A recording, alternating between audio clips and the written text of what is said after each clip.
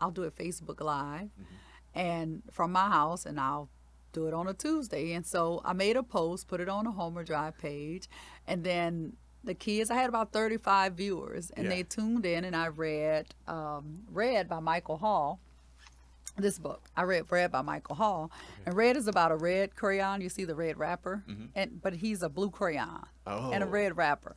Right. And so in the book, they continuously try to get him to color in blue and red, but he can't. He colors in blue, and they try to match him up with different crayons. They try to make him be red, and he doesn't. And so he runs away, and he meets this purple crayon that tells him, "Just could you draw an ocean for me?" And he does it, and then he realizes that's his purpose, to color blue. But his parents tried to, I mean, they cut the wrapper on him, they sharpened him, they put a scarf on him, and so he just continued to color blue. So That's I, really cool how not only are you reading the book to them, but it also has kind of a yes, story. every book has to Yeah. have a lesson. Right.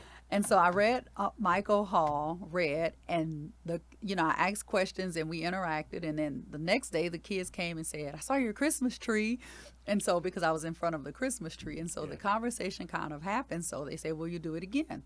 So that Tuesday turned into another Tuesday, and so here it is, August, and I'm getting ready to do Tucked In Tuesday tonight. Yeah. So it hasn't been quite a year yet, right? No. And along that time, some national news networks picked up on it. Yes. And then what happened? So I was actually, when I did Tucked In Tuesdays, Beaumont Enterprise came and did a story, and I was reading. I can't name. Can't think of the name Was of it the the book. one with the unicorn? No, it was the Oh. duck. Oh, It was okay. a chicken interrupting chicken. Okay. And so every time his dad would try to tell a story, he would interrupt. And he was real spastic. And so he would interrupt. And so I read that, and Beaumont Enterprise was taking pictures, and the kids could hear the camera. So I was explaining a little bit. And so by that time, people from maybe Houston were kind of tuning in.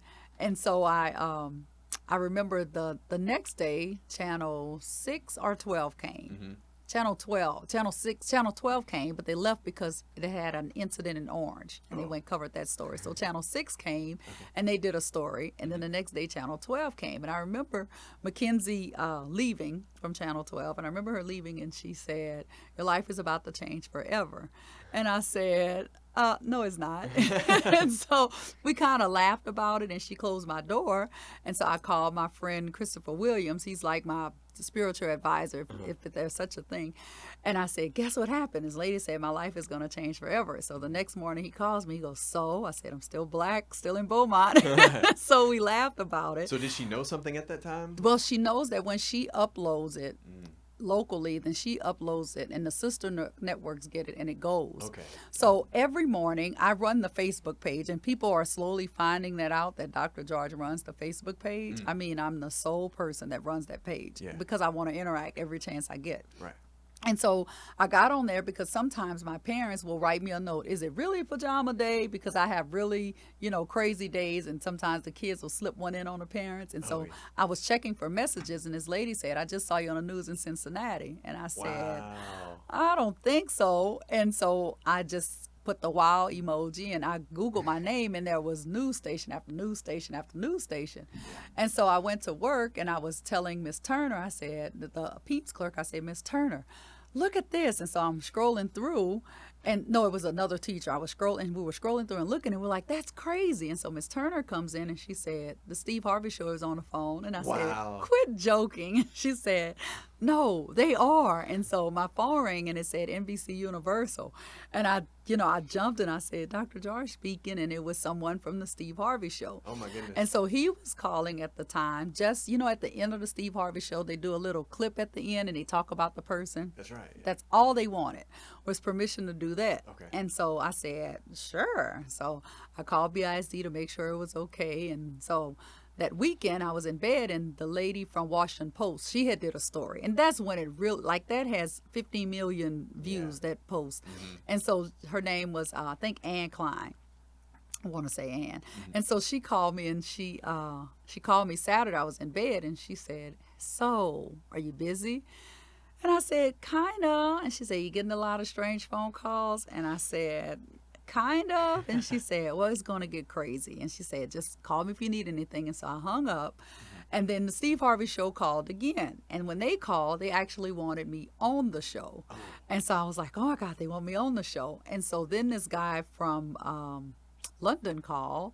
Well, he sent me a Facebook message and he wanted to do a story. Right. So I called him and did a phone interview, and then that story went up, and so it got international. And so my guess, if you tune, like last Tuesday, there was a little girl there's Africa, there's Nigeria, there's Greenland, from all over. So it's international. They listen, and the most touching moment was this lady from Mexico, and she said, we tune in because we don't have American books here, and this is the only way he can get access to American books. I mean, your footprint has just increased and it's crazy globally. Because today I said, I don't know why they want to do a podcast. I mean, I'm just reading a book because it's work to me. It's something that I feel like needs to be done, and I like doing it. Yeah. And so I schedule my life around Tucked In Tuesdays. Bedtime story on Facebook Live. Hi, Facebook. Thanks for tuning in. The woman reading from her living room in the unicorn pajamas is Giselle's principal.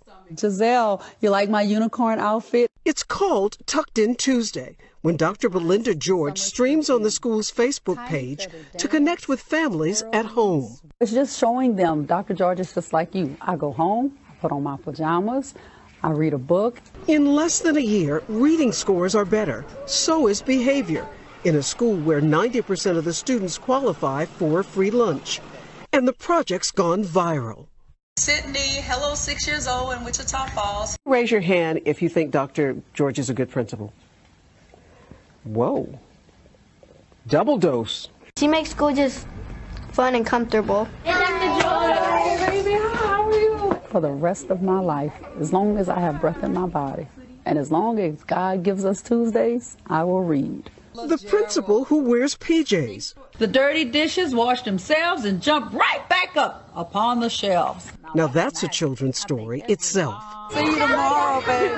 Rahima Ellis, NBC News, Beaumont, Texas.